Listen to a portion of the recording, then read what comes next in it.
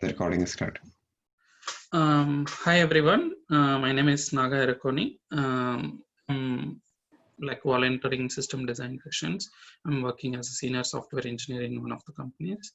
So today, the plan is to talk about on transactions. So and this mainly based on my learnings from the book Designing Data Intensive Applications, Chapter 6, fully for transactions. Like in case if you want like a refresher of that, this session will act as a good refresher on that chapter. So with that, let's get started. I'll probably use my whiteboard that you are seeing to talk through on different topics.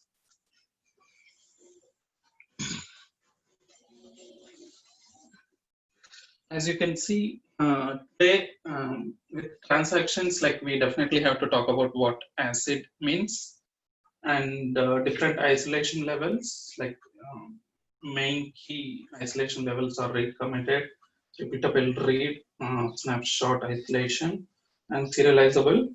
And once we talk about all the isolation levels, I'll also briefly talk about what distributed transactions mean. Okay. So, so just before deep diving, like what is a transaction? So this is a common, this is a key concept when it comes to differentiating RDBMS databases versus NoSQL databases, right? So we know that like all NoSQL databases offer they are of the form base. If we want to find a similar acronym, base is actually simply basically available, and I think it is soft. There is something, I don't know what it is. Basically, eventually consistent databases. So, hey Naga, do you want to kind of maybe adjust the camera a little bit? I think it's a little blurred. Blur? Oh, okay. Is it better now, or I don't know if it's. Naga, you want to just, I think, clean your camera might be. I will pause the recording while. Okay. So we know, as I said, like the transactions are one of the key differentiating factor between NoSQL databases and RDBMS databases, right? So, transactions give us a useful. They abstract some of the key guarantees or issues that you normally see in distributed systems. For example, like when you are suppose if you are writing to a database and if database crashes, or like you are in the process of your application when writing to database, it might crash, or your anything could happen, right? There could be network failures and many other systematic failures. So if you use a transaction concept, it means that it guarantees that when it says it is committed, it is actually persisted. So, so this is a very useful abstraction. Like if you want to think about some scenarios where you definitely require transactions, so this abstracts away some of the key problems that we face in distributed systems. So what are the guarantees that these transactions offer for us? So those guarantees are, in short term, they're as acronym, they're frequently called like ACID. So we all know that like all RDBMS databases adhere to this ACID terms. So what is ACID? Like let's talk about each of those letters in the ACID. So let's talk about in the. I hope you guys can read this. So first, let's talk about durability. So the D. So what does actually the durability mean? So durability is a guarantee that like once a transaction is committed, that means that this data is not lost. So you have a physical copy in your hard drive, like in case if you want to retrieve later. So that's a promise, right? Like at the end of the day, whatever the data that we write needs to be stored somewhere, right? So in the previous days, I mean, like all this, I mean, like when we say the it's durable, is like when you write to a magnetic disk or something, or tapes in the previous days, and now it also could mean like any disk, right? Like you have RAID disk or even SSD.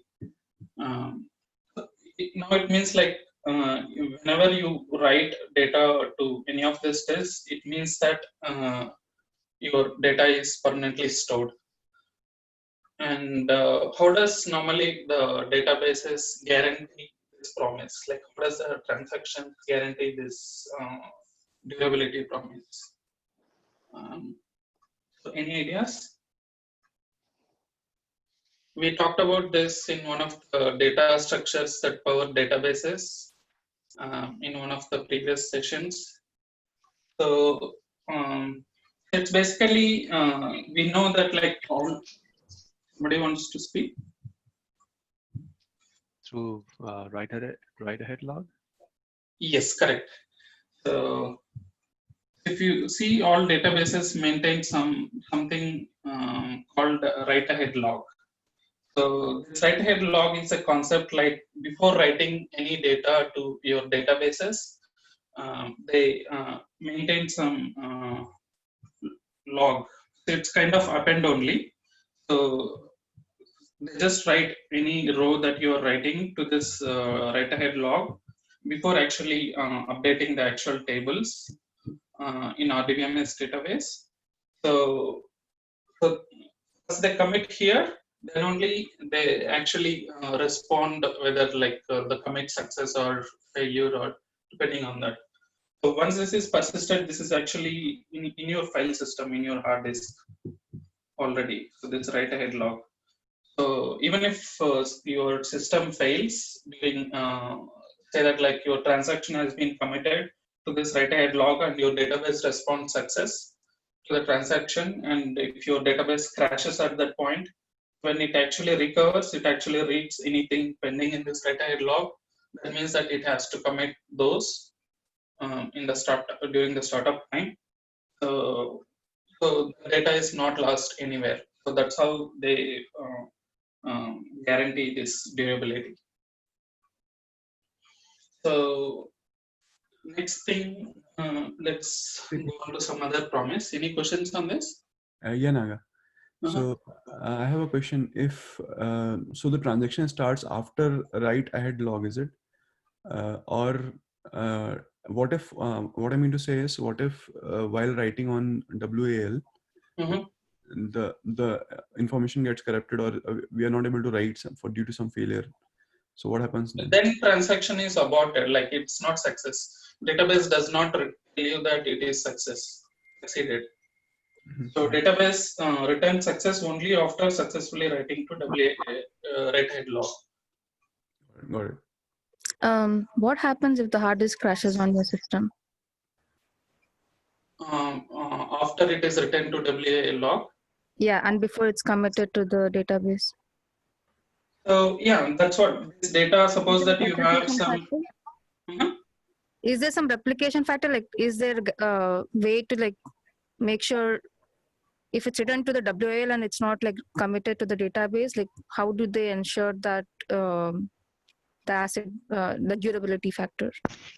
Yeah, that's what, like, as I said, like, suppose if some record like R1 is on WA log, so as soon as, like, in the regular process, how it happens is, right, say, like, record 1, record 2, 3, so they keep writing here, and there will be some threads which will be updating record 1 into whatever the person table or whatever, depending on if you take the person.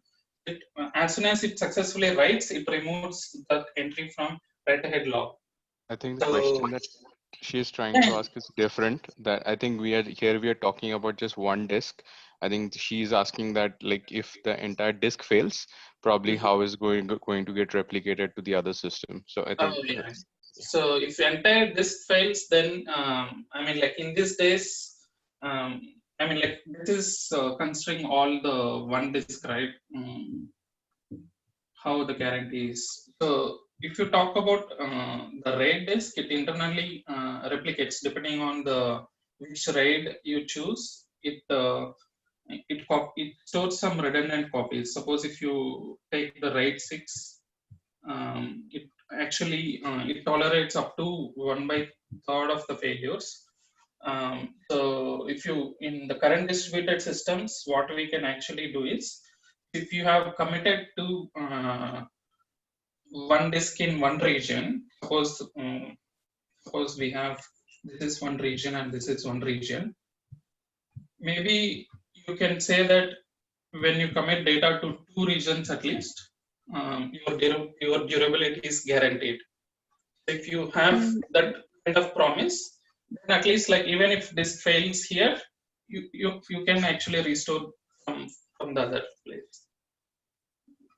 But when we talk about single disk and single database, as I was talking here, it actually when it is success, it actually removes entries from WA log.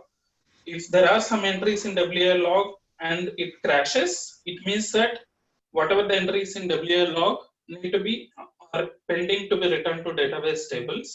So when database server restarts, it looks whatever the entries in WA write ahead log and processes those entries before accepting any other fresh load. Okay. So Yeah, I makes had a sense that. Mhm.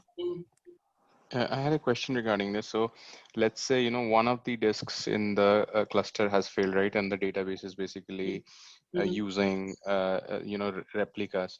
So what would happen to the data? Basically, what would happen when the hard drive gets replaced? Will the replication automatically happen, or are there any, you know, settings that we do so that, you know, when the hard drive comes in, it will replicate the transaction logs, sorry, the write ahead logs on the other host and stuff like that? So how does it work? I mean, like, yeah, you're basically asking about how the replication happens. So since like hard disk as they themselves, they are nothing because they just store the data. You need to have some process like how the replication works between these two systems, right? So I think we in the same system. There are two aspects here, right? When you bring in replication, are you talking about two different computers where there's a primary and a secondary replicas running, or are you talking about just a disk replication? Okay. So when you say RAID, it means multiple disks, and RAID software takes care of it. Yeah, correct. So Yeah. this RAID concept is like in a single disk, it has multiple layers, right? So basically, RAID disk, it basically has some multiple layers. Let's say it's the same, whatever the data that you write to one part of the disk is automatically replicated to others. So if this RAID disks array, that's what's a redundant array of independent disks. Each one is an independent disk, but like it's all like acting together. If anything return, like any fsync to this disk, it's basically writes to all of this. And even if one of this fails, so you still can recover the data from others. So it depends on what RAID. There are so many levels in RAID disk. So it depends on which one you choose, you get some guarantees. So for example, RAID 6 tolerates up to 1/3 of disk failures. So this is one level of replication in a single disk, like in a single array of disks. So the other replication, which also can act as durability guarantees. Suppose you are not using this, you are using a normal plain disk like SSD or magnetic disk. So if something gets corrupted, then your data is lost. Suppose you have a situation where like when you say durable, like for the systems of all fan company scale like Facebook or Google, they cannot store it one place, right?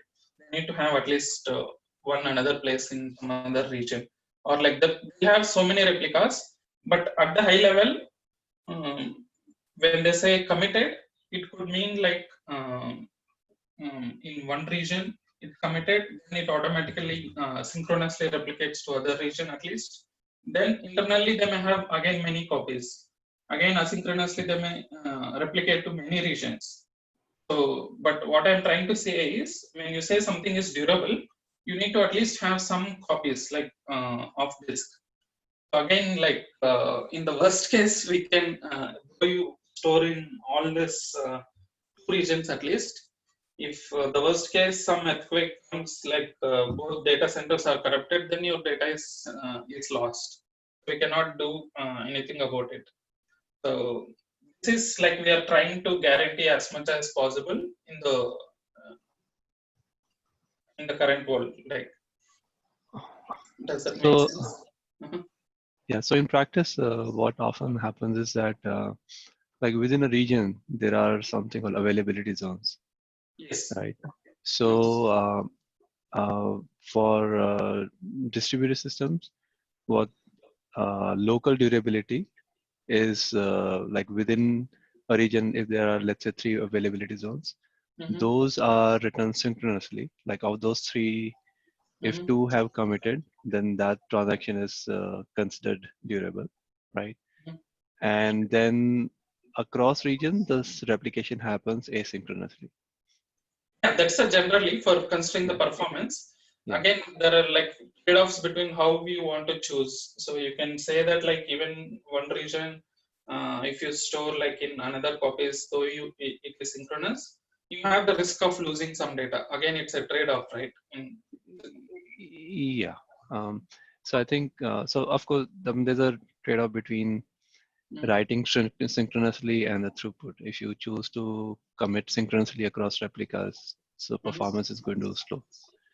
Now, one question that someone asked earlier was that what happens if you write to wall and it's corrupted? So there is a way. Write to all? Wall, the write-ahead log. Oh, okay, okay. Right? Okay, okay. So the way they try to do is there's something called checksums.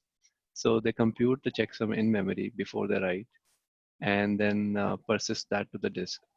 Right. At that time, they wouldn't know whether unless the disk immediately tells, yeah, I couldn't write, and the transaction would fail. But if the disk acknowledge that I wrote, right, later on when the time comes to read it, then they will compare the checksum. They'll recompute the checksum of the data that got written with the checksum that was persisted. If they don't match, then that data, that log record, is considered lost. Yeah. Yeah, that's a good point. Thanks for bringing that to me. So yeah, as I said, like it could be possible that like. So sorry, one question here. So when you say checksum, where the checksum will be stored then? It is stored along. It is also stored in file system disk. Yeah. Okay. Okay. So it's basically whatever the entries that you are writing to write-ahead log, you can say that you also have some another field or another file storage where like for each entry in WA log, checksum is computed and stored. This is just to guarantee that like what if the write-ahead log itself is halfway and disk crashed. We don't want to transaction or entry, the database itself would not have responded as success. So we need to discard those entries, right? So those entries can be discarded when you start up the server and calculate the checksum fresh. Suppose if something is halfway written and it's not fully done, then you compute the checksum and compare. If they match only, then you make an entry or update to the database tables. And otherwise, you just ignore that entry write-ahead log. So Naga, this checksum feature, is this implemented by a database software or a file system software or actually a disk hardware? I think it should be database because they maintain this write-ahead logs, right? So they need to use obviously the underlying operating system ones, but I think it's responsibility of database because they are the ones who maintain this write-ahead log, and they only maintain like and decide which ones to commit. It should be the responsibility of database software. Yeah, because our file systems and all, like on your computer and all, is also. So yeah, operating system can just guarantee that like, yeah, I just store the files, edit and remove, based on your instruction. So that instruction needs to be given by this database software. When the checksum fail, would it also check the checksum of other replica? No, at this point we are not talking about any replicas. This is just a single database, like how it works. So the replica level of durability is another concept, another level of durability, which makes sense in the current, current world. So here we are just talking about single database node. Okay. How it works. So that it should be the same way, right?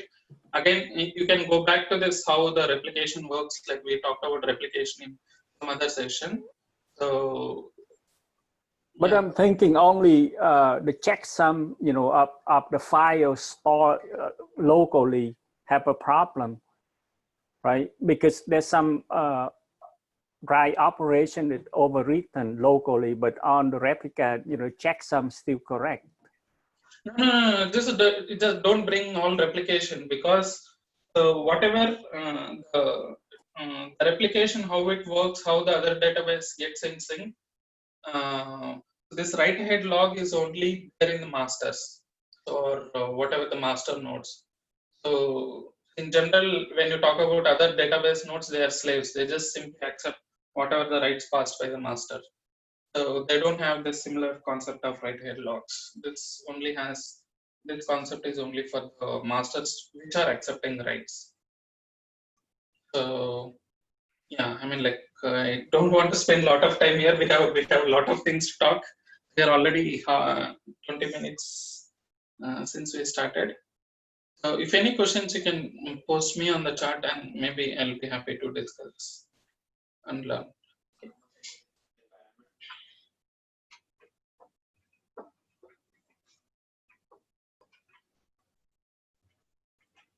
So we talked about durability now.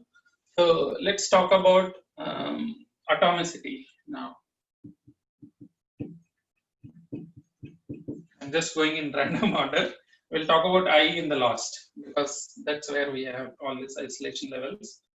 So atomicity, as the the purpose of this guarantee is that if you are making multiple updates as part of the transaction, and say if the failures can occur, like say you want to make as part of the transaction, like say T1, you're making update to table 1 and table 2. It could be like customer and say, let's say order. So if something happens, say this customer is succeeded but order failed.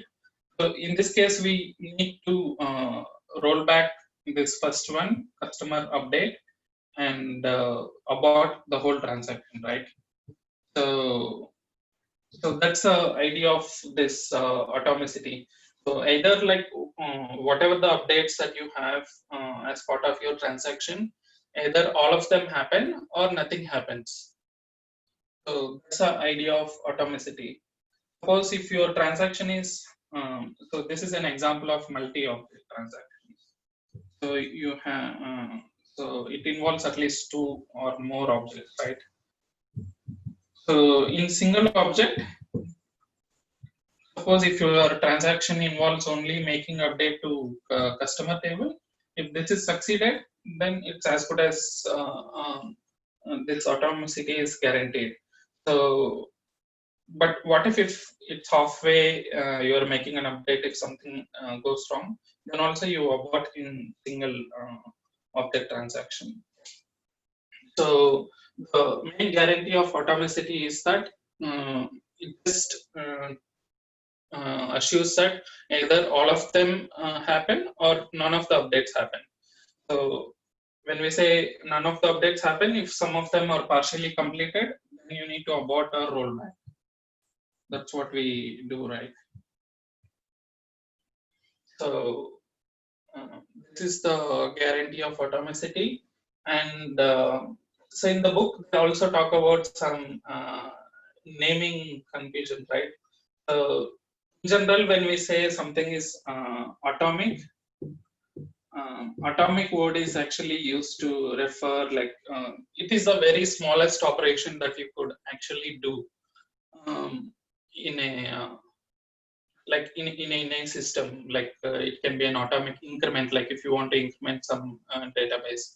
So there are some operations which are atomic, like any CPU register operations are atomic because you cannot go beyond that level of updates. So I mean, like in the book, he also talked about like, so don't get confused with this atomic with this atomicity.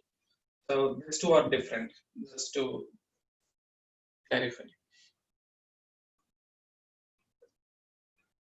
So any questions on this atomicity before we go to other two? Yeah, Naga. So when we are doing this transaction, so both of the table will be updated once the transaction will be finished only, correct? Yes, correct.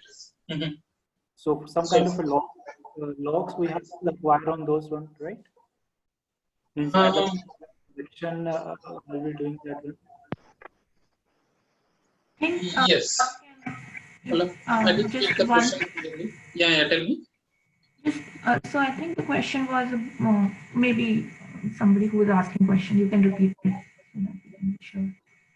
Yeah, I was asking when we are doing the transaction, so some kind of lock will be acquired on that transaction. After that, on commit and persistence will be happening. Yes. We will talk about like how logs and other things works when we get to the isolation, because the logs aspect comes when there is a concurrency, right? So that's why I left IE to the end. So this is just that guarantee that either all of them happen or nothing happens. So and also just to add to the point about transaction atomicity, right? So if you're having a batch of statements in a single transaction, and if you finished some of them, it's not like just holding on to everything till the end. So you finish some of them. Let's say you had to update some table 1. You did that. Now you're working on some statement on table 2 as a part of transaction. And if that fails, then the way that works is there is this idea of undo and redo in databases, right? It actually observes things at the transaction level. And your log, I mean, Naga will talk more about it. I believe I don't want to take over that. But just to give some highlights there about, there is these concepts of undo, redo, checkpointing, right? That allows you to actually enable this atomicity. Yes, correct. So yeah, I don't want to go so much in depth like how database guarantees this atomicity. So I was just trying to answer the point that it's not like if you have 2 statements in a transaction, it's not like that everything will be held till the end to start. At some point you have to start with running those, statements. Yes. Okay. Something happens in between, then you have to undo it. Yeah, correct. Yeah, thanks for so Naga, the example which you are given for table 1 and table 2, is that a failed transaction or is that the aborted transaction? No, I'm just talking about as an example, right? Like if as part of this transaction, if this is succeeded and if this fails for some reason, then in this guarantee, the guarantee of this atomicity is that if this is succeeded and this fails, then whatever the succeeded ones, it's going to abort or roll back those changes. It's basically whatever the undo.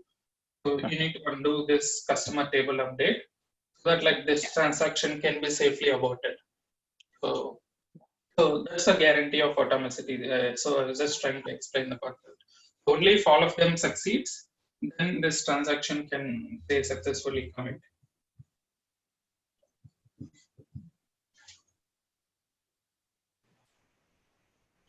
So, I have one more question. So in this example, when we said we have table 1 and table 2, and table 1 is customer and table 2 is the order one, and we say that for a transaction to succeed, both should pass. Now the customer table has succeeded in updating the data, and order table is going to fail, and we will roll back at that point. Now suppose the customer table has some auto increment IDs and all, will that also be rolled back? Or, and another question is that, say customer table got updated and meanwhile you are updating the order, and customer table with some different transaction got an update, will that be accounted into the customer table? Will that reflect into customer table? And if that happens, how come we manage the auto increment IDs and all? Yes, so that's a good point, and databases are intelligent. Like whenever you are making an update, when the transaction is in progress, they don't directly commit to the actual database. So they have various concepts. I think if you, when we go through the snapshot isolation, you might get clear like how this thing gets handled. Yeah, and I think in your question, you have included a lot of other concepts. You have talked about not just rollback, you have talked about another transaction coming in and updating something in the customer table.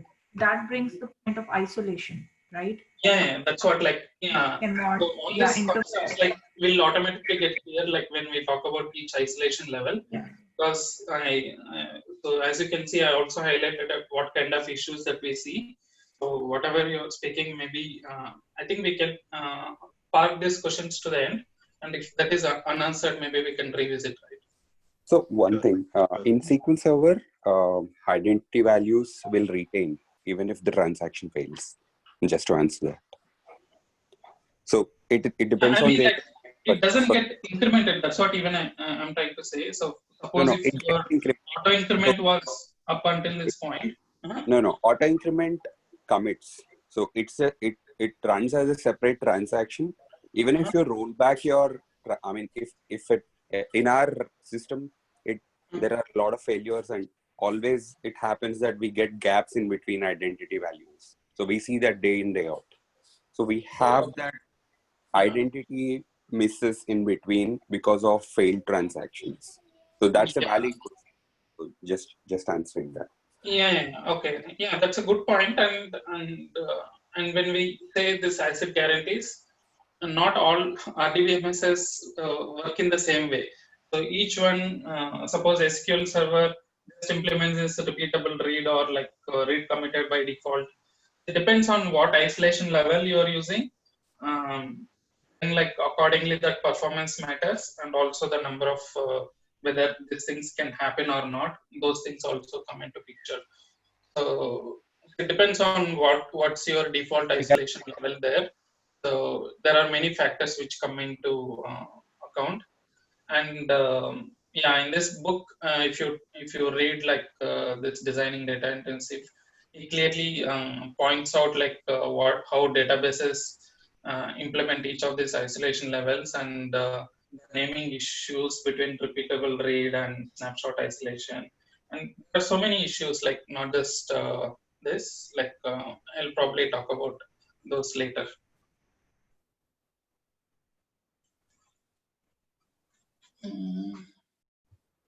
So we'll get into this consistency and others.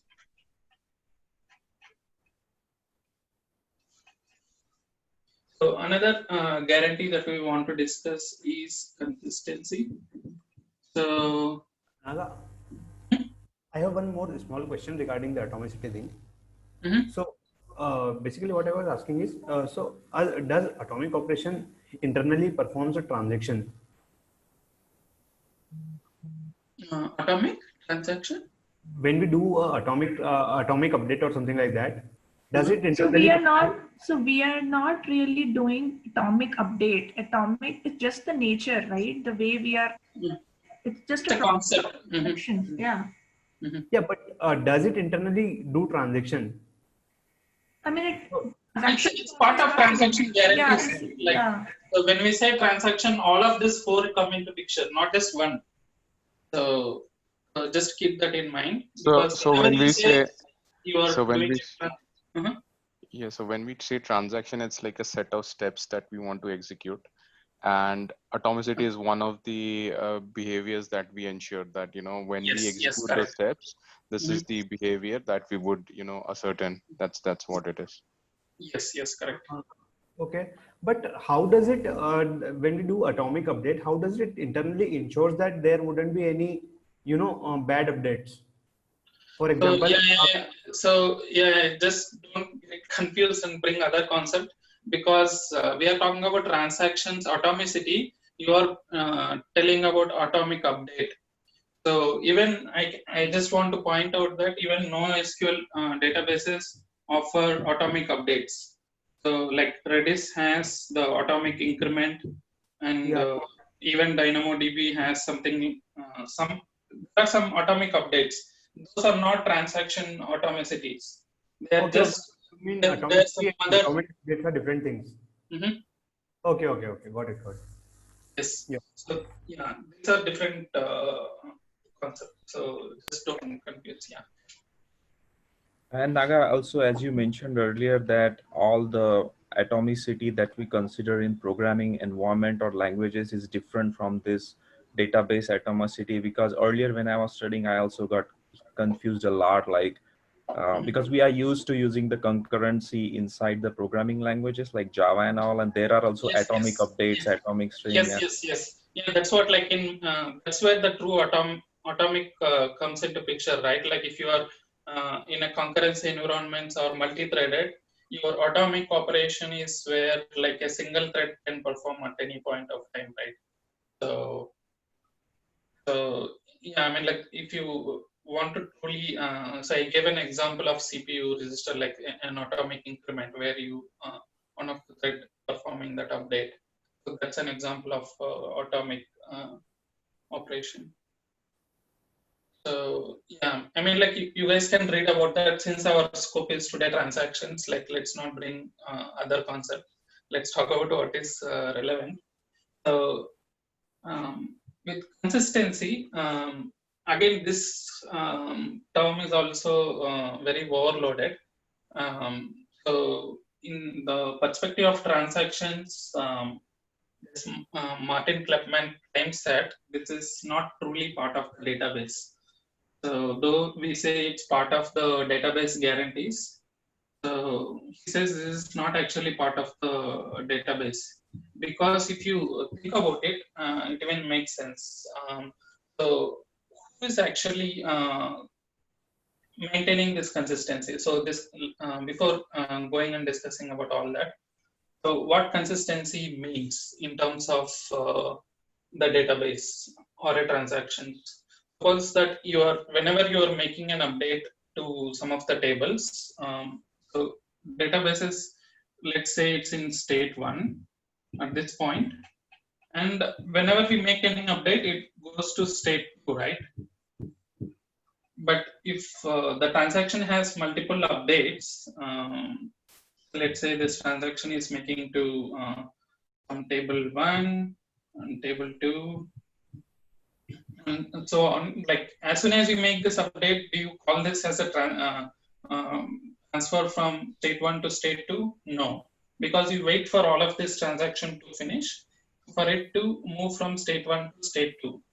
So, and who is defining this state? So when we define what's a transaction, we know from the application point of view. So yes, this is an order management or e-commerce database. So we need to make an update to customer and orders at the same time. So if we allow one of these updates to happen and not all, then the database state is not truly transitioned from state 1 to state 2. So who is defining? So when you are coming up with an application, it depends on your use case and on your definition of what you say when it migrates from state 1 to state 2. So there's this responsibility of defining what makes a proper or valid state is from the application responsibility and not truly a database responsibility. So, I mean, like this is just an argument from Martin Kleppmann's chapter 6. I'm just trying to present, and it makes sense to me also. So, though this is that part of asset guarantees, it's truly taken responsible by the application who is working with the transaction. So without application support, database cannot guarantee this consistency. So that's what I'm trying to say. Any questions on this?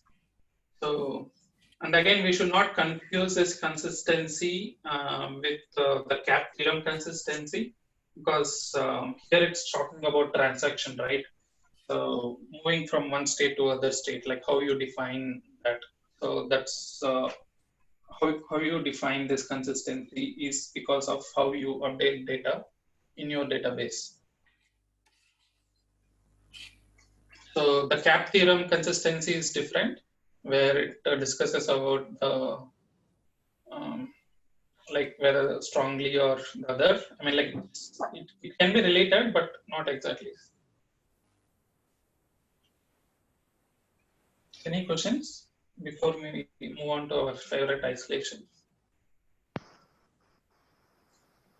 I don't think I understood the concept actually. So if anybody could, if you could go over it again. So what is, I did not understand the part wherein we say that the application is playing a role in, achieving a property which is, which is given by the database. I can't, So so even for me, like so this is based on like what I read from the book, right? So how does we normally make, like, suppose you have this customer table, let's say these are all customers and these are all orders.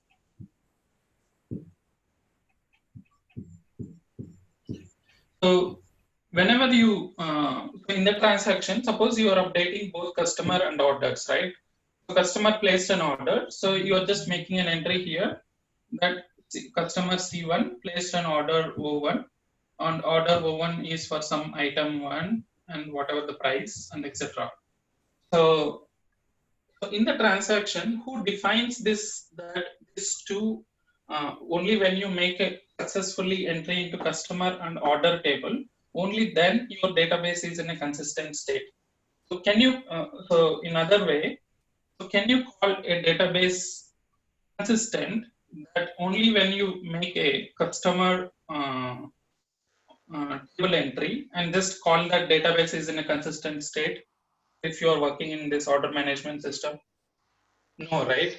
Because in the part of application logic, you know that whenever you want to make this order entry, you need to make like which customer placed an order, and so you basically define this business logic or like what makes up a transaction. So how do you maintain this database data in a consistent state? So it's how many tables you want to update, and that's what really makes up a consistency, right? So can I give another example, Naga? Just on maybe I'm not giving the right example. No, I think it's a little more about the example. I think the concept you explained is right about consistent state idea. So I think a more intuitive example can be in an ATM transaction, right? Transfer account from one account to another. Now, the intuitive idea of consistency there is that the total amount of money in the two accounts should like balanced, right? It's not like one account you draw money and then it wasn't deposited in another one, then the money is lost, basically, that amount, right? So the idea of consistency there is that you need to have like Naga is explaining, that every application or every task would have an idea of consistent state. In the case of ATM example, it would be that the total amount of money in both the accounts together, the transfer amount should match, like it should be in a consistent state. So if that helps. Okay. So can we say that, like from what you said, can we say that the consistency is implemented, or rather brought into force by the database, but the onus of checking the consistencies on the application, can we say that? Yes. Well, no, so that can be true, but it comes back to the idea of transaction, right? When you do such transactions where you want a consistent state, like an ATM example, you don't want to do withdraw in one transaction and deposit in another transaction. Because you want to define in a single transaction. Right? That's an atomicity, isn't it? No. So that's let's not atomic. confuse So that. here's how I see it, right? You shouldn't see these properties, like one up, like separately, right? Separately, they're all together in a same Right. So atomicity, because of atomicity, you are guaranteeing consistency in a way, So everything is influencing something else. So I mean, yes, you're right that we are ensuring atomicity by that, but as a byproduct of that, you're also guaranteeing consistency. So I'm not a database expert, but what I was thinking till now was consistency means if someone makes a changes, everyone is able to see that as soon as that change is No. committed. So that is you are That talking is about something in CAP theorem. That is Yeah. something in the guarantee of CAP theorem. So that's why I said this consistency is different from the CAP theorem. So, Yeah, I so mean here the variations notion, of yeah. But this consistency doesn't sounds much helpful.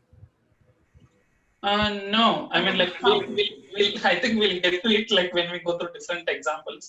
I have many examples in mind for all of those issues. So I have one question. Sorry, Yanaga, to interrupt. So in the same example, as you explained for the customer and the order. So if on table 1 is updated, let's say customer table is updated, and while updating the table 2 orders, if something got failed over there, so what happens in this case? I mean, like that's not an issue of the consistency. So consistency talks about the notion of what data changes to your database you call a consistency or not. So the issue of failures is actually handled in atomicity, and durability is just guaranteeing, like with those two, atomicity and durability accounts most of the failures with respect to whether you store the data or like whether all of them or nothing happens. So the consistency here defines the notion of what you call your database, or like the data changes at any point of time in a database should be consistent. Means that so it should not be partial. Like I have this customer change, but not the order change made by one transaction in a database. You cannot call that as a consistent data. Yeah, and So right. And one other thing. And one other thing, as Naga is pointing to, is as we'll see, as Naga covers more stuff, that there are different variations of consistency. Like you said, if you make a change, is it visible to everybody? That's one form of consistency, right? We can't say that this doesn't apply here. It's more about what kind of database we are talking about. I think in discussions like this, it's a pretty wide open. You can talk about a single node database, right? Where consistency discussions will be very different when you're talking about a multi-node database system, right? So, I mean, in my view, I think it's also about what is the discussion space you have for consistency. Each will have its own meaning. So I just while you just said that it's not across other users, but somebody just mentioned that an ATM example. So I have a different thought on that. So I think you are referring to consistency as in such. Let's say there are two accounts. One account has $100, another has a $200. So database right now has $300, and if somebody moves $50 from here and there, we should make sure that database does not show more than $300 or less than $300. I think that way it's consistent, Yeah, right? I think actually yes. Yeah, I'll come to all these examples when we go through different examples, like different isolation levels, because each isolation level, I mean, like the basic ones will have the issues, some of the issues when we are making these transactions, like the money, like debiting and crediting. There could be various like read queue or lost updates. Like we'll get into all these updates. Just to summarize, the consistency, as I said, like without applications involvement in actually calling out what data at some point in time in database can be called as a consistent or not, is just trying to tell that like application when we are working with application, each application will have some notion of calling that. So only when all of these changes happen together, then this transitions to another state in a database. So if you keep, like in an accounting system, we should make sure that all credits and debits should match at the end of the day. So ATM is one other example. So this customer order management is another example. So we can revisit this once we visit all the isolation levels. If you still have questions on this. So I understand, but it seems like it's an invariant of the application, but it is guaranteed by the database. Yes. Okay. So yeah, without application support, like database itself, it just simply stores data, right? I mean, like defining the notion of what you call consistency should be taken care by application. So Naga, in other words, can we say, like, if we comply to foreign keys and database constraint, then we are achieving the consistency?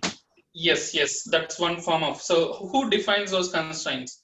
Database doesn't, right? Like we define when we are defining the application, we tell that this has a foreign key and this has this many constraints. It has to be unique to all that, right? So all of them together plays a role in achieving this consistency. Yeah, thanks for bringing the constraint. So it's also plays a key role in achieving the consistency when we have this relation. Okay.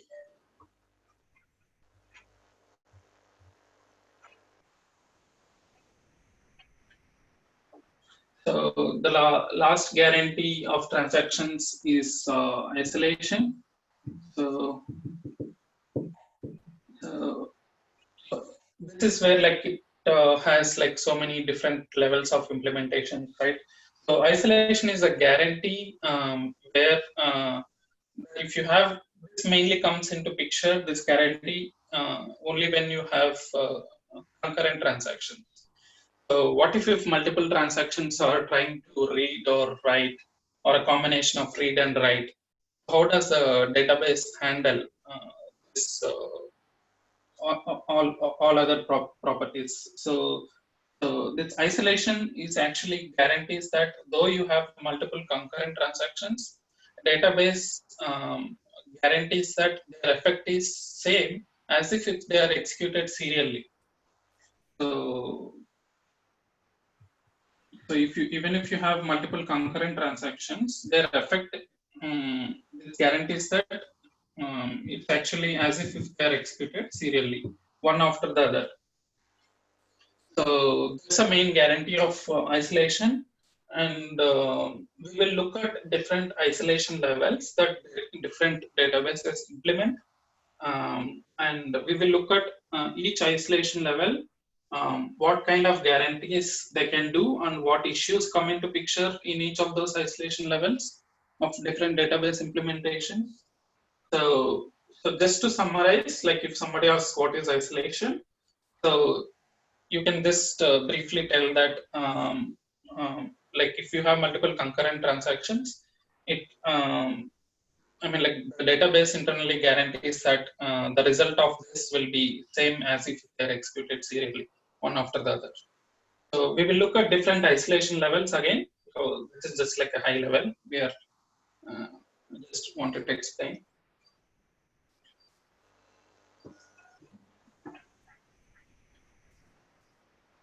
Okay.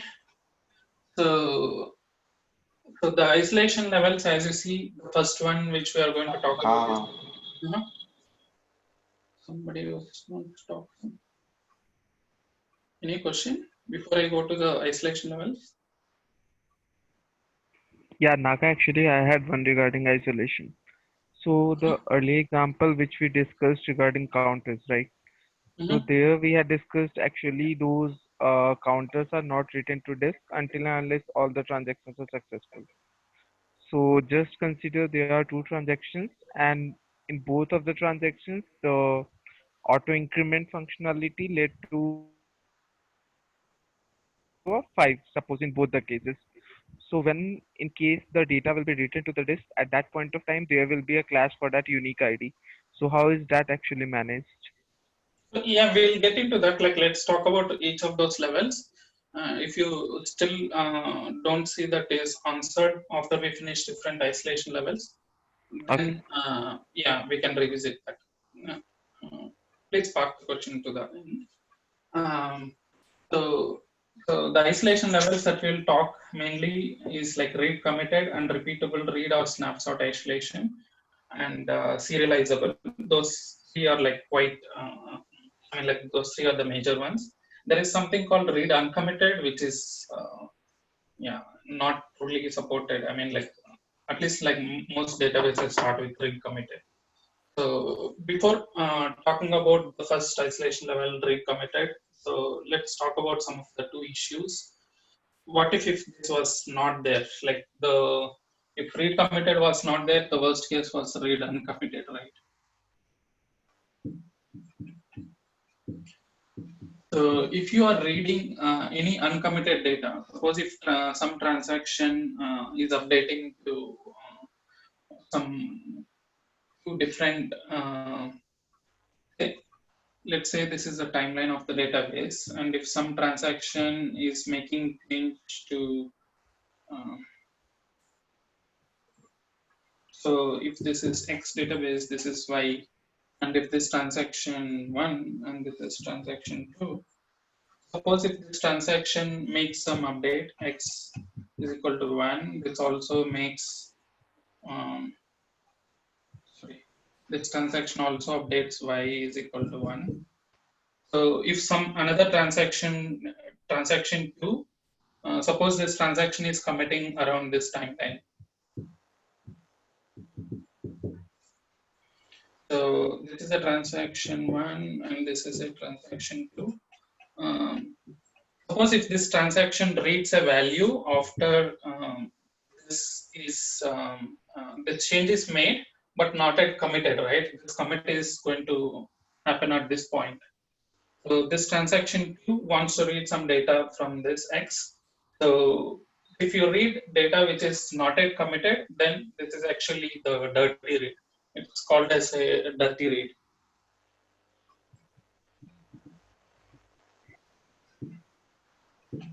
And the other concept is like dirty write. Suppose you have this transaction 2, instead of reading, if it's making an update to same X, it's setting like say X is equal to 2. And this is also updating Y, saying Y is equal to 2. And this is also committing around this timeline. I don't know if this is visible. So at this point, if you allow commits to override one other without actually committing, so in this, which happens in this read uncommitted, so initially the transaction 1 set X to 1 value and Y to 1, but it's finishing somewhere around this. So just after that, like there's another transactions which is overwriting X value to 2 and Y value to 2. So at the end of both the transactions, this transaction expects that both values are 1, but this transaction expects that both values are 2. So they both got overwritten, right? So this is a dirty write. This is called dirty writes. So with the dirty writes, it happens that you overwrite the data which is uncommitted.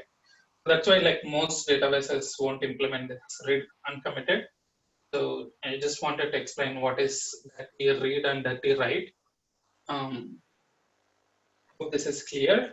This read committed, the first isolation level that truly is implemented by databases, guarantees that this dirty read and dirty write are avoided.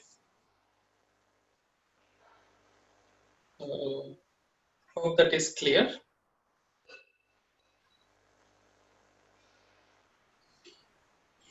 So the read committed is actually, I think, the default in most of them, I think, including Oracle, MS SQL. I don't remember, but you can actually check. I don't know. I think 3 of the major databases implement read committed as a default one. Maybe you can just look at, there is a table which I can post, like which databases support default, what kind of isolation levels, and what's the maximum they can guarantee among those. But Naga, why would someone want to do read? Why would someone want to use the dirty read? Like why Yeah. this feature is there? No, it's not feature is there. It's just trying to understand what read committed can prevent. So this is the default isolation level. As I said, like in Oracle, MS SQL, I think also in Postgres, but I'm not sure about Postgres. I can post what default level in those later after the session.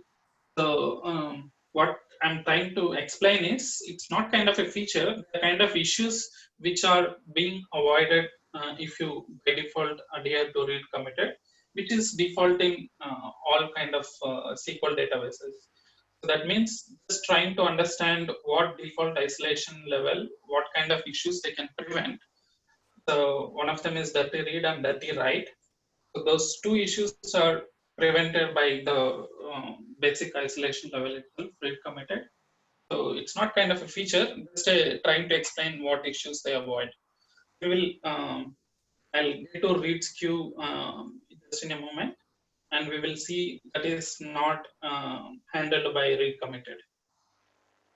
So Naga, one more question is like while working with the database, you said like this is a default one by the database, but we also have an option in our JDBC to set this read committed or something. So what happens if database is using stronger means that read committed, but I am selecting dirty read with database allow me to see dirty reads? I mean, how is it? Who controls who is the guard here? I think database at a minimum, I think it guarantees some isolation level. I think read committed. If you want some the few others like a snapshot isolation or repeatable read or serializable, you can set for the transaction. So only for if you are setting some upper level for certain transaction as part of your transaction before you begin your transaction. So then it means that database knows that you want for this transaction at least to guarantee some of the guarantees offered by that higher level. Suppose there are some uniqueness things which we'll get into, and only serializable is right for that. But all transactions cannot take serializable because that's a very tough, very hard hit performance from databases, like how they can handle. So that's why like most databases tend to fall in like the first two read committed or repeatable read or snapshot isolation. So we'll get into different issues one after the other. So Naga, I'm still didn't understood the concept. I'm sorry. So what I was saying is if everything in the database is read committed, but in my connection, I set read uncommitted, I mean read uncommitted data, then will I be able to see read uncommitted data? I think so. You will be able to see because you are overriding that property in your connection. So means database is playing a different role for every connections. I mean, it has this ability. You can say that, right? I mean, yeah, I think I need to research more, but from what I understand, whatever you set in the isolation level, I mean, like in a transaction, like if you're, whenever you're doing a transaction, if you set to some other level, then database looks that because it changes for those transactions, how they need to handle, right? Thank you, Nag. So now let's talk about like, as I said, like this dirty reads and dirty writes are prevented in the default read committed isolation level. So however, this read committed doesn't avoid something known as a read skew. So I'll explain what a read skew means. What would be the right example?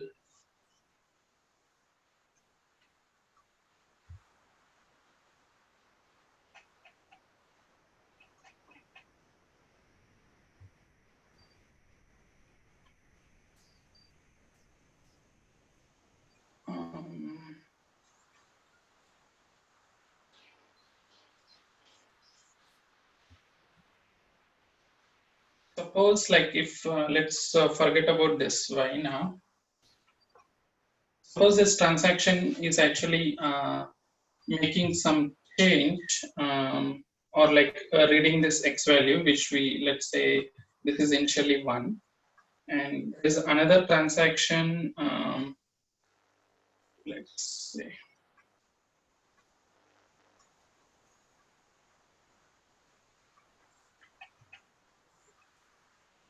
so one transaction, let's say it's making updates to this, say let's x is equal to 2, and let's say x was 1, and another transaction is actually reading here, and let's also have another xy, and let's say this is actually making y is equal to 2, and let's say y was also 1 here, and another transaction is actually reading somewhere after this, sorry, y.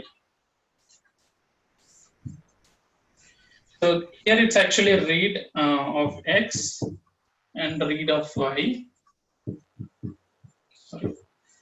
And let's say this x was 1 at this point and y was also 1. So there is another transaction which is T2 trying to update x to 2 and y to 2. And one transaction which was reading, it actually read before this transaction started. So it read the value of x as 1, and but this commit actually happened before it read the value of y. So let's say this is a commit timeline of another transaction. So as you see, when it's reading the value of y, it's reading the value 2. So it's reading y is equal to 2 and x is equal to 1. So logically, this is an it's not reading the true correct values, right? X it's reading as 1, but whereas from this transaction point of view, it needs to make this both in a single transaction. X is equal to 2 and y is equal to 2. So if you see, you are reading the committed data, but like at different points in time, where like another transaction would have completed by before reading another value.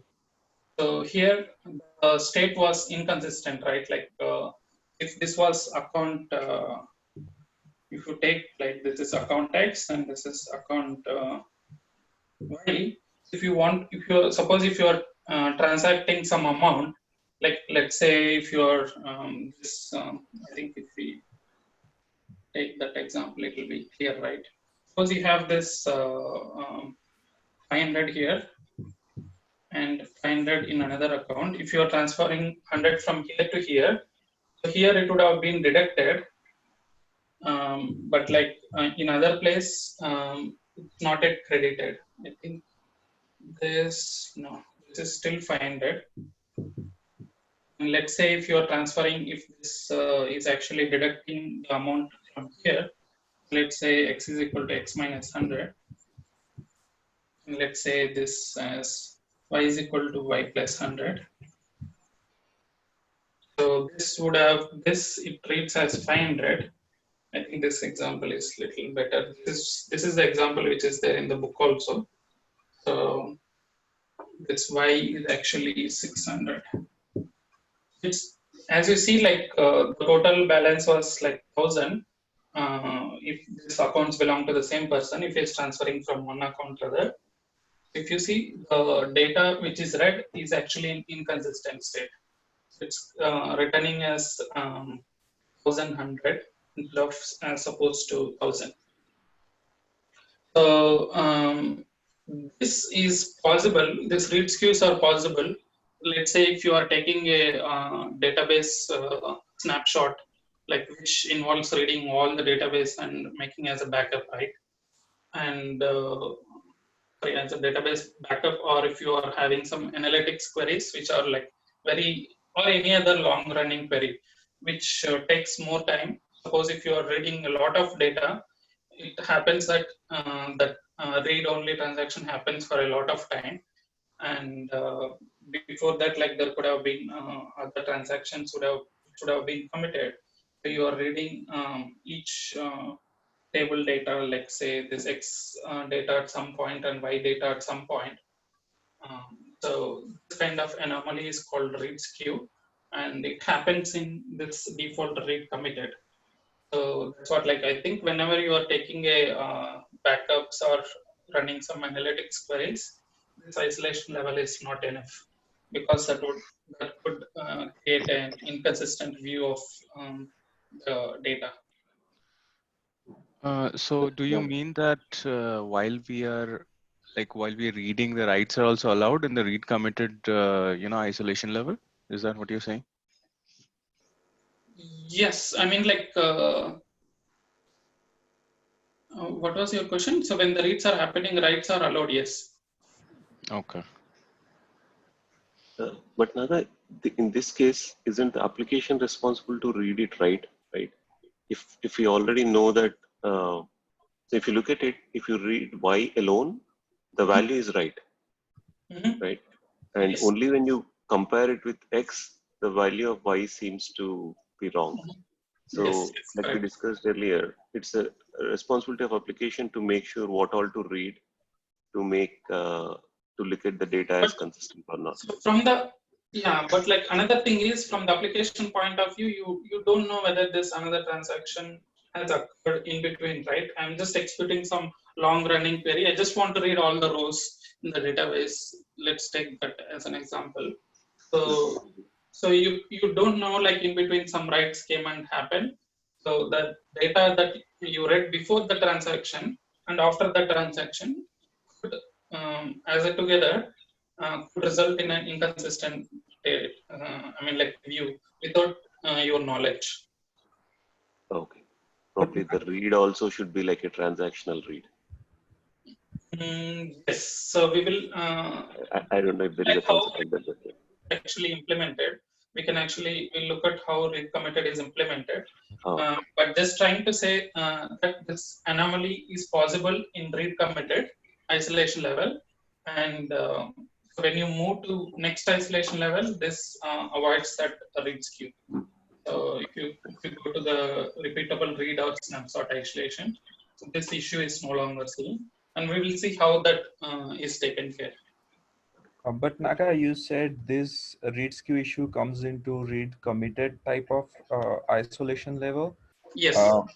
But our company's Snowflake database that we have as a warehouse where all the data comes in, it actually runs into read committed mode. But I think when it's actually running this long running, I think for the data warehouse standpoint, I think it is. It depends whether. So since you said a Snowflake, right? It's another database outside. It's a data warehouse, and you have another place where you have the database. So there is some mechanism where you are taking some changes from database and applying in your data warehouse database. Is that true? In that case, it doesn't matter. In this case, it doesn't matter.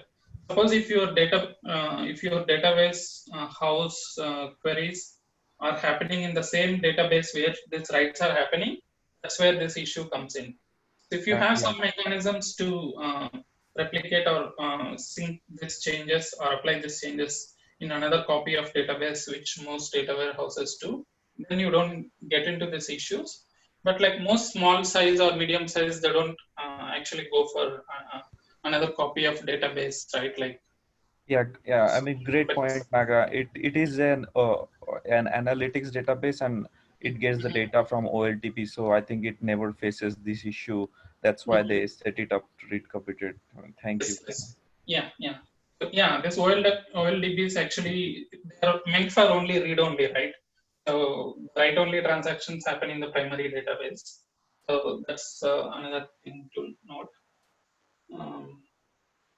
Any questions on this? So we'll move on to repeatable reading in a moment. So how database normally implements read committed is, so for reads, I think they all they use logs actually. So in each database row, like in a table, each row will have some lock. So for writes, for sure, like the same row cannot be written by multiple transactions, as we saw in dirty write, right? Each row will have some kind of write lock, but when we hold this write lock, it means that other transactions can read the data, but not write. So that's what a read committed guarantees, right? So whenever something is being written, so in all the transactions which are reading, they hold the read-only log.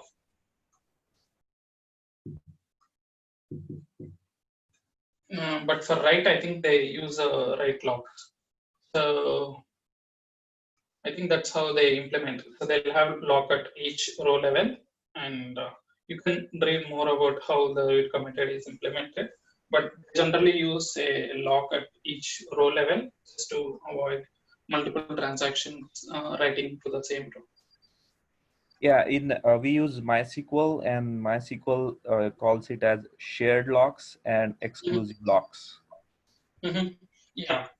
Those shared and exclusive is little different between read committed and repeatable read. I will just tell you like how they are different in these two isolation levels. So in read committed, so there can be multiple transactions which can acquire the read only or like the shared lock, as you said. So to read the items in shared mode, but there can be only one transactions which can acquire in write mode. So when you have write mode, read committed still allows to read, but in the repeatable read or snapshot isolation, it's little different. It's a similar concept, but we will get to that once we.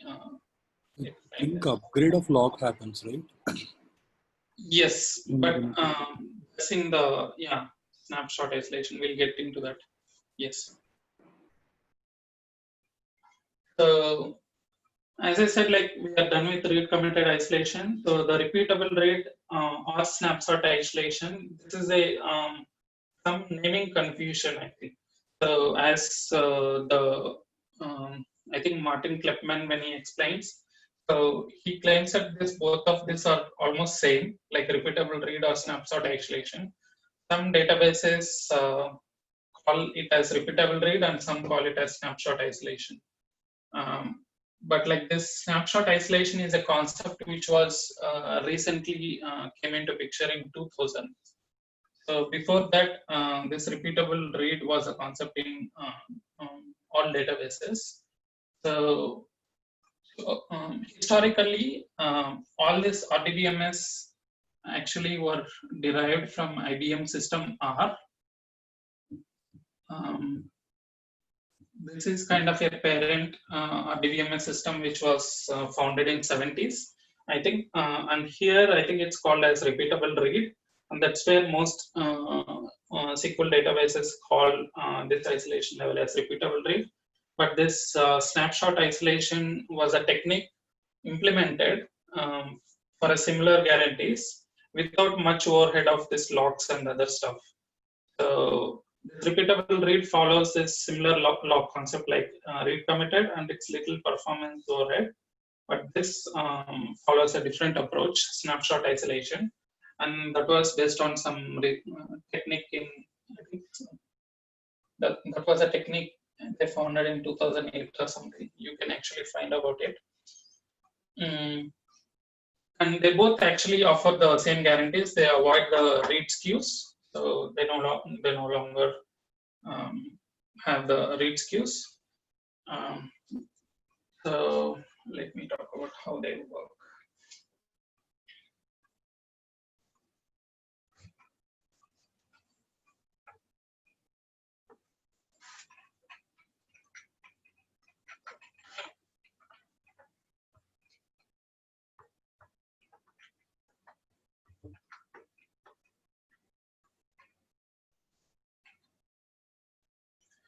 So this repeatable read or snapshot isolation, how they normally work is like So the database will have the states at a different point in time, right? Like say at this point, some transaction 1 starts, and there is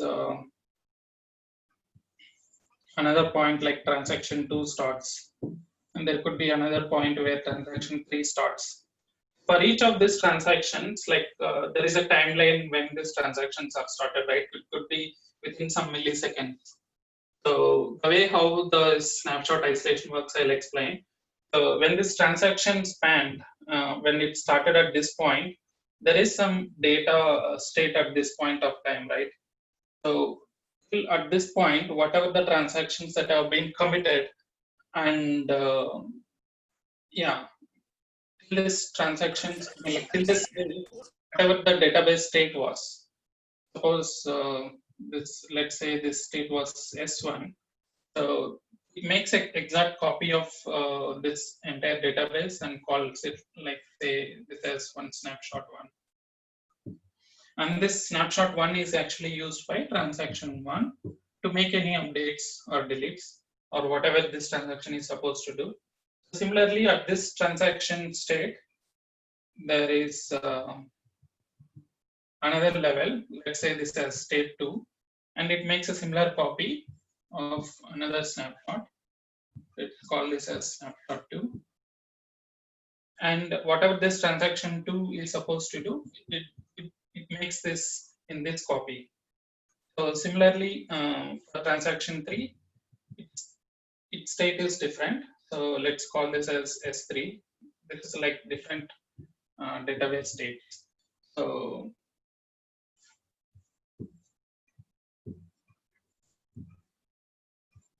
let's say this transaction 3 is working on this. So there are different snapshots which are taken by different transactions before when they begin. So any read queries which happen at this transaction, they can actually read from this copy. So similarly, any writes are actually handled within this copy itself. So as you see, like each transaction is having its own view of the entire database. So you don't have this issue of read skew. Suppose before this transaction begin, even if this transaction makes some updates to X and Y, the accounts and X, it still reads both transaction or accounts values as 500. So let's say this as account X and this as account Y. So in this consistent snapshot view, it actually even the read-only queries or backups are actually they read the consistent view of the database. So this is how database actually, and when it's actually committed, they actually try to bring back the changes to the state here when the transaction is ended. But how does the database decide like this is a snapshot 1 and this is 2? Snapshot 1 and 2, it actually maintains this copies, right? Like it knows at what point of time like each transaction has started, right? Oh, okay, yeah. So this is just a timeline. I'm just trying to depict like this is a transaction 1 which started at this point. Let's say T1. Sorry, instead of T1, let's say this is 010 or something. This is 015, some milliseconds. You just imagine. So at different points in time, each transaction began and they have their own copy to play with. So there is no issue of read skews because they all read a consistent view of the database. So this is how the snapshot isolation, I think even the repeatable read works. They all have a consistent view. So some databases after this snapshot isolation concept came in 2000s, they even can handle the read committed with just 2 copies. One committed copy, one uncommitted copy. So that's what read uncommitted does, right? For all the reads, it can go to one snapshot. And for all other transactions, it can go to the other snapshot view. So even implementing this is easy if you use a snapshot isolation technique. So Naga, I have a question here. So I can understand like if three different operations are getting done on the three different snapshots, then combining them to create the last state, which would be the result, would be easy. But if it so happens that the same record is getting modified, so will it be picking up the last transaction, or like how would it be? Because let's say three transactions on the same record, it happens in any order, right? So when it has to combine all the three states and arrive at the final state, how would that be done? Like that can be problematic, isn't it? Yes, correct. Yeah, and it's a good point, and that's where we have this other issues which are not taken care of directly in snapshot isolation. So one of the issues, as I said, like it could happen that suppose this account X is something that both these transactions are reading. Suppose let's take this concept is clear, right? So let me arrange this. One quick question before we jump on that, Naga. So I still did not get like how would the read know which snapshot to read from? So okay, yeah, that's a good point. So suppose any reads coming from this transaction before another transaction began is whatever the snapshot taken at this point in time. So here transaction 1 began. So and we have a copy of snap 1, right? So this is a snapshot that we have isolated at this point in time. So at this point, before any other transaction began, any reads that are coming into picture will always go to this snapshot 1. Suppose if there are some other reads which are happening after the transaction 2 began, so we have another snapshot 2, right? And any reads that happen in this period actually go to snapshot 2. So similarly, after the transaction 3 began, any reads coming after will go to snapshot 3. I have a question. What is the snapshot about? Like, is it like, because if we are having all the data and everything, then it will lead to another problem of memory. So, like, what is the snapshot is exactly about? Yeah, it's a good question, but like it doesn't copy the entire database and make an exact copy because if you think about it, what actually truly matters is whether you accounted some of the previous commits that have happened or not. So, and it just needs to maintain a copy of some of the transactions which are happening in the current concurrent scenario. It doesn't need like, suppose until this point, whatever the data which is already committed, it's the same copy, right? It's only that changes which are happening by these transactions, if they can have a individual copy, only for the delta changes, I think it maintains the concurrent copies, not the whole database itself copied. I think they're intelligent enough to have only the necessary data to store in memory. So actually, so I can say about Postgres. So whenever you do a transaction, it gets a transaction ID. So every row has a created transaction ID and deleted transaction ID. So, so there are multiple copies of the rows, and there's a process called vacuum. It tries to create, it tries to delete all the rows that are, I mean, if it has already been deleted by certain transactions, it might not be needed. So that process called vacuum actually tries to delete this obsolete rows. Yes, good point. Yeah, and thanks for bringing that up. I read about that also. So each row or like each entry or let's say each row has this concept of, as he explained, there is a created by transaction, and if it is deleted by, it's deleted by. And for updates, I read that like they actually to be friendly with this snapshot isolation and other techniques, the updates are actually deletes plus creates.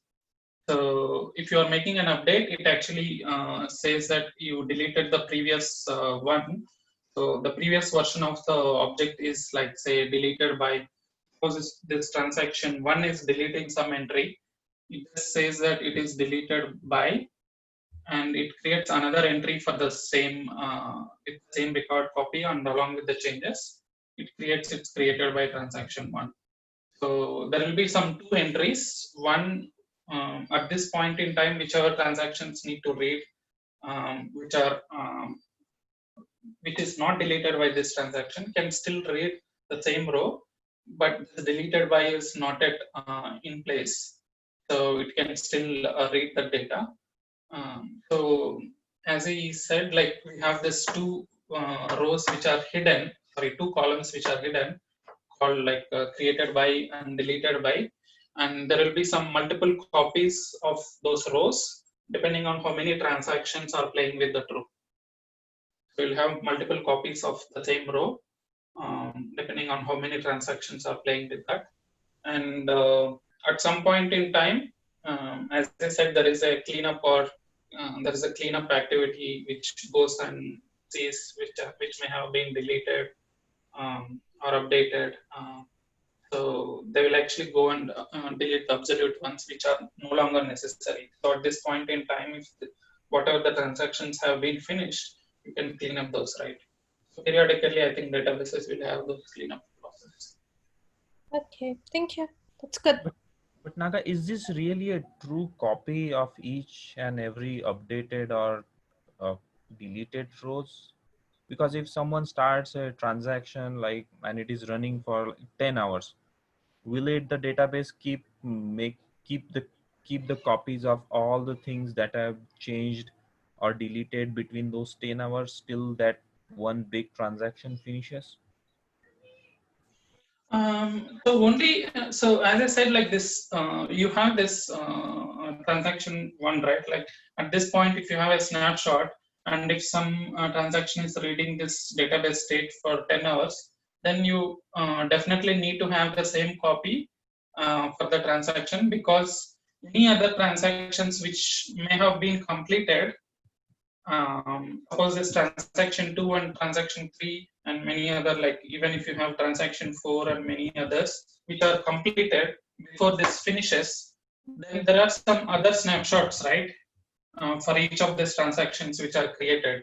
So these snapshot copies are actually all merged into one latest, but this will stay as is until the transaction is finished, because if it updates to some of the completed transactions which began after transaction, then this results in an inconsistent view for that query, whatever that's being executed.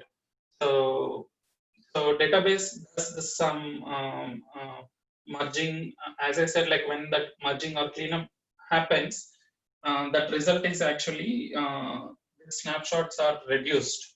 So depending on how many concurrent transactions, if you don't have any other concurrent transactions apart from this transaction, then it's as good as you have just one view apart from the other transaction, so which is the latest. So this itself will be the latest for any other transactions which are beginning after this. So depending on how many concurrent transactions, you will have those many snapshots. If something is long running, it still needs to hold the same snapshot on which it began. So I think that's why I think nowadays, like most people like who are very read intensive or analytics queries, that's why they separate out databases, right? So if there are like so many, like 3 or 4 analytics queries which are taking big chunk in the main database, when it's actually writing, it can hard hit the performance. So that's why they separate out this analytics and data warehouses databases. Was that clear? I don't know if I made sense. I'm sorry, still I could not understand. Can we explain it in another way? Like, I think everything is stored in a binary trees kind of a structure. So how that tree will change, I'm just trying to think of in that way. Oh, okay. So if you're thinking about, let's say, how these snapshots work in internally, suppose if your database is using a B-tree, so it has again all different so many leaves, right? And each one has some range of data. So whenever you are making an update on B-tree, how this snapshot isolation could work is, suppose if some key that you need to update at some point here from 10 to 20, instead of updating the same inline copy of the B-tree node, what it can actually do, it can create a copy. So suppose somebody wants to update this key is equal to 10, so whoever reading, they can still have the same, this virtual copy of the tree. So this alone, you take this B-tree as is and create another replica and change that k is equal to 20 in another replica. So this view, which is being read by another transaction, is same as is. You are not changing that here. So this scheme is actually called as copy on write. Not all databases do this. Only few databases, I think, some of them do this. But most SQL databases, I think, they only make the copies of the row. So one mechanism is make the complete copy of this, and another mechanism may be like just make the copy of this. As we said, like there are different created by and deleted by metadata that you can actually keep. So let's say if this so the B-trees are actually used for indexes, right? So if you have a set of, I mean, like along with the indexes, you can probably keep which transactions are actually reading some of the rows. Those will be like an index logs. But for the same, or if you have the multiple where the data is actually stored, if you have the different rows for each transaction, then each transaction can read only that specific row. I think I can erase this and probably explain it better. Was that clear? I don't know. I don't know if I can explain it in a clear way. I'm trying. Yeah, it looks like very difficult thing. Yeah, I'm not able to get it properly. Good. I mean, if you are making a copy every time, then it's gonna be slow, right? You don't know how big your table is and how which. It's not the full copy, as I'm saying. Like the B-trees are only indexes, right? So all the data of database is not in B-trees. Only partial. It's only efficient of the actual databases. The data would still be residing on the disk, right? Like so, like yes. Why are we thinking in terms of B-tree? I mean, accessibility is fine, but the delta would be kept on the disk if we think about it that way. Let me see if I can explain. Yeah, if you go to this book, I think they explain how this created by and deleted by works. It's basically if I'm making, let's say, if this two or update queries, right? So at this point in time, let's say this has created by and deleted by. So let's say at this time it's created by some 10 like transaction 0 or whatever which was previously done, and deleted by, since it's not deleted, it's null. And similarly, this will also have a created by and deleted by. Let's say this also some transaction some 0, 0, 1. Let's say this is transaction 3 and 4, just to be clear. I can make this as transaction 1.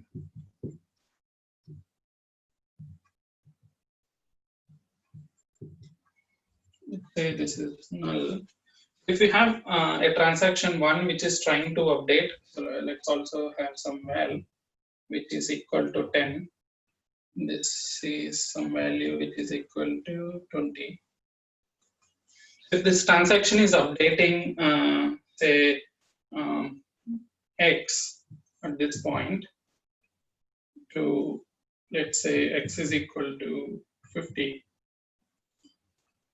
And when it makes this update, and let's say, where should we have this commit? And this transaction is actually updating y. How to better explain? Let me see.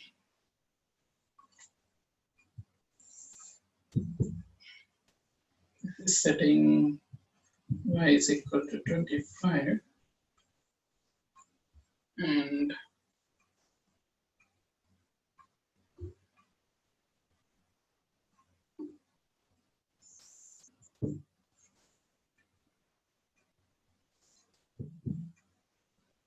this is setting x is equal to, I think for better understanding, I'll have this update here. Let that be here.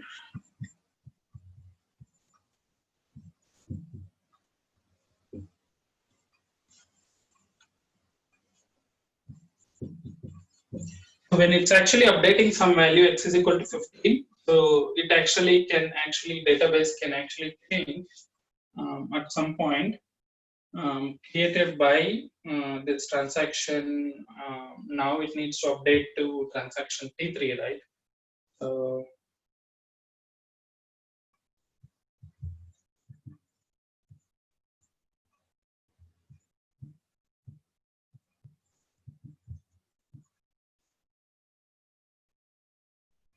created by, at this point, it is yeah, I think I confused a bit. So one copy of the snapshot will have, let's say, a snapshot of T3, TX3.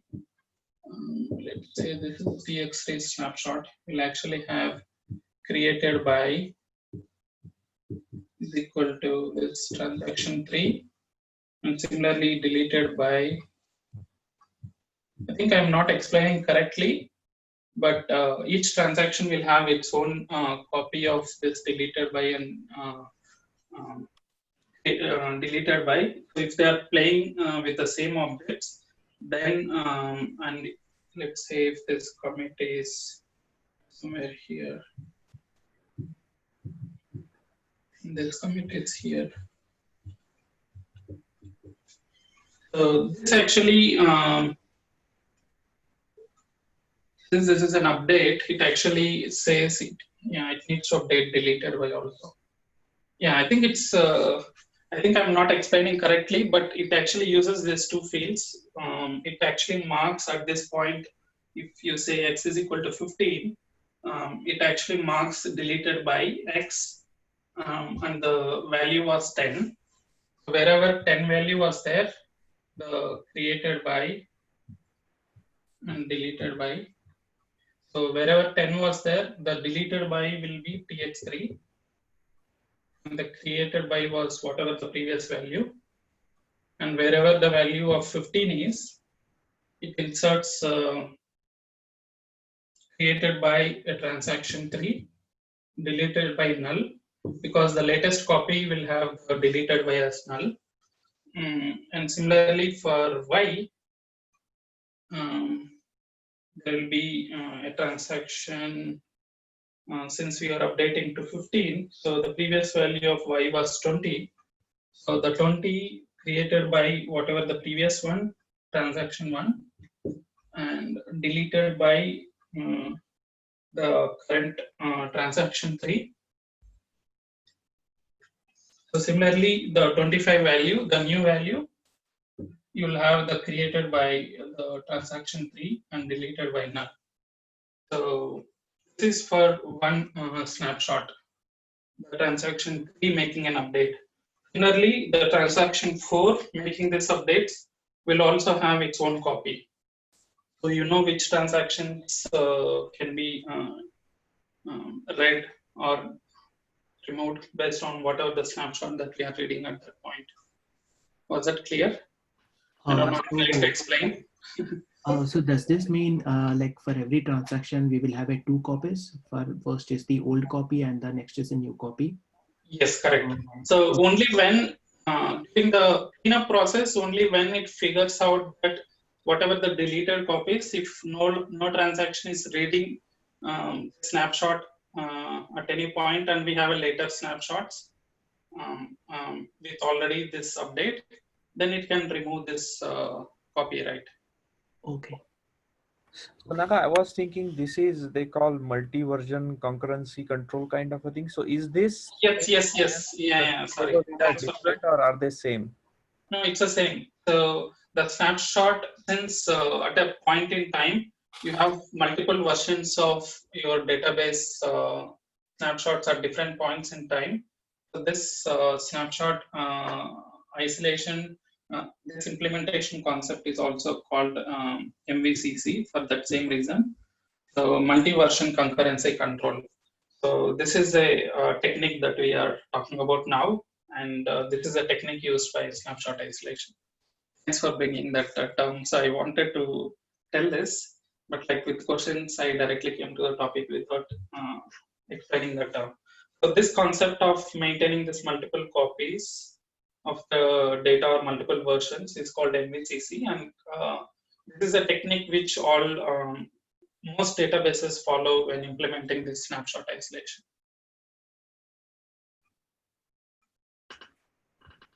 So why I thought about this one is because there is one in our database. They also implemented one thing they call time travel, in which you can see the state of the table at a particular time, regardless of it, and you can keep that state for a month or a year also. So you can just query select star from this table as of.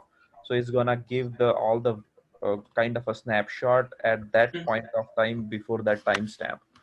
Okay, then maybe like it's kind of controlling around how long you can see each version. That's what, like, I think depending on if you have that setting in your database, I think it means that the cleanup process runs only after that specific time which you have. So okay. So since like it's not having the full database copied and only the specific rows where you have multiple transactions, only there you have the storage overhead, right? So I mean, like, it's not so much compared to the entire database copy, which is hard to take. So that's how I think all databases implement. Any questions on this MVCC before we get into this lost updates problem, writes queues and phantoms? So during this transaction process, when the read comes, which one it will be pointing to? Let's say at 11 o'clock, we have a x equal to 15. And at 11:01, I changed x equal, there is another transaction that is running on, which is updating x equal to 16. And at 11:01 o'clock, if I'm reading the x value, what it would return for me, because in my database, in that I have 2 transactions, right? 2 records, one with the old one and the other with the new one. Yeah, I already told, right? Like, just to visualize, I already told, right? If something is beginning at this point, whatever the snapshot that we have at that point in time, that's what will be used by all the reads. If there is some other transaction which starts at this point, then there will be some another snapshot isolation which happens. So if at this point, if this is a snapshot, this is what it picks for all these reads. And if this transaction 1, if something came up, this is a snapshot which it reads. So internally, when you say this transaction, it will have some ID, right? But this transaction, whatever the ID that you have, you just make sure that, like, if there are any updates after this transaction, let's say if these are all like incrementing transaction IDs, you ignore all the updates which are happening after the transaction. So let's say you just read only this copy. If some read query is happening at this point in time, You just read this and you ignore the following ones. And there is some another transaction here, like say the transaction 3, as we said. At this point, the snapshot will point to this row. So this is the row which is latest from this transaction standpoint. So this is a copy which will be read by all the queries at this point. So since it's only the rows which mainly plays, so depending on which transaction snapshot you are in, it knows which row to read and return for the read queries. Was that clear? Yes. Thanks. So, and then how does the delete process know which older version copies to delete? Suppose if something was deleted by this time, suppose deleted by some transaction, right? So when at this transaction, when it began, so it was already pointing to whatever the deleted record, right? Like the deleted is already gone. So if some deleted mark is present and it's not yet cleaned up by the process, and you see where it's pointing to, and if the transaction began before the delete happened, then actually it returns a data.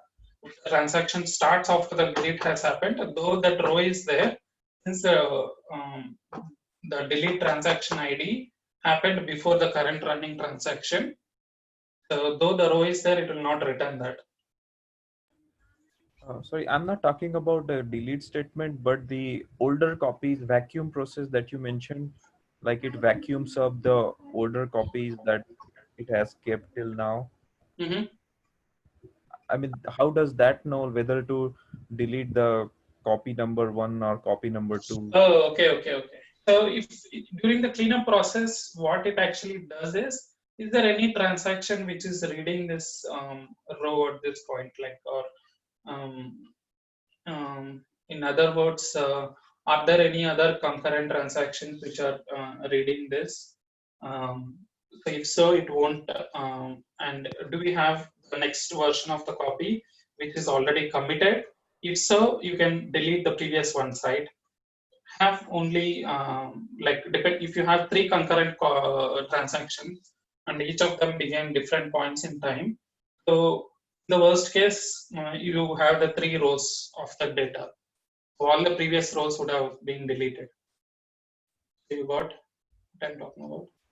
So it depends on how many concurrent transactions you have.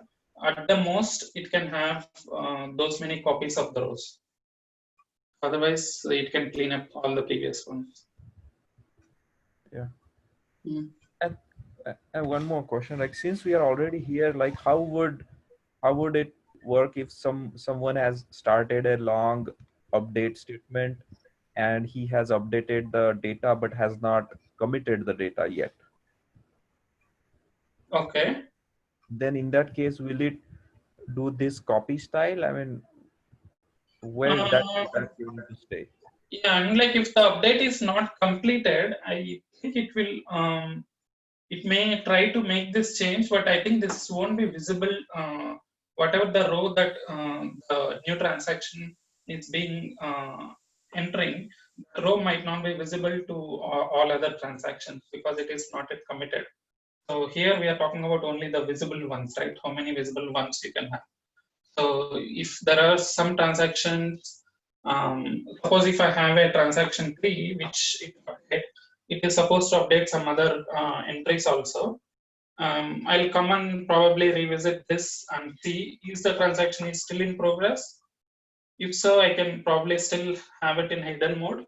And if the transaction is completed or has died or aborted for some reason and then didn't clean up, so then the cleanup process can remove that. If the transaction is not running and this transaction, the row was not visible at the point in time. I think that's what I'm thinking how databases will handle. But again, if you are interested, I think you can still go and explore how this MVCC internally works. If you are more of person working on the database internals, it will be helpful. Otherwise, like I think we have many concepts which are still pending. I don't know how to handle it. Already 11, 11:06. What do Can you we guys continue think? next? Yeah, maybe we can Next discuss in next week. Yeah. Okay, I can still cover, but it'll, I think, based on the speed that we are going, I thought we can cover everything. And I even have the concept of distributed transactions, which is not there in the book, but I just thought of explaining how they work. But like, I think we are going slow. I can talk about what lost updates and writes queues, phantoms, and how serializable works, and how the strongest isolation is implemented, and the distributed transactions in the next session. Yeah, I think that would be a good thing to do. Yeah. Let's do the next section. Yeah. Okay. Hope this session was helpful. Absolutely. It was a great session. Yeah. So I will probably. Is there any quick questions? Otherwise, I can stop recording and still continue chanting. Hey, one real world interview question. Is MongoDB ACID? No. MongoDB, it is not, but it has some atomic operations. It's not transaction. It's not adhering to ACID properties, right? As far as I know. Naga says that it is full ACID. They started saying that since 1 or 2 years ago. Oh, okay. I didn't know because I'm not keeping up trends in MongoDB. If they have started, then it's good. Then, so when they say ACID, I think it is at a document level, not at multi-document level. So it probably for them, for the MongoDB, ACID, it's not a row, right? It's a document-oriented database. So yes. And I think I have seen this development. I think even Redis has some concept of transactions, but not by default. Even most SQL or NoSQL databases try to implement this concept just to have this feature enabled. Like if somebody wants to have a transaction capability, those type of data that they manage. For MongoDB, it's a NoSQL, right? It's a document oriented. Similarly, some of the key value transactions are also some databases have implemented, I think. So let's, I'll stop the recording and we can still continue chatting. Sorry, time.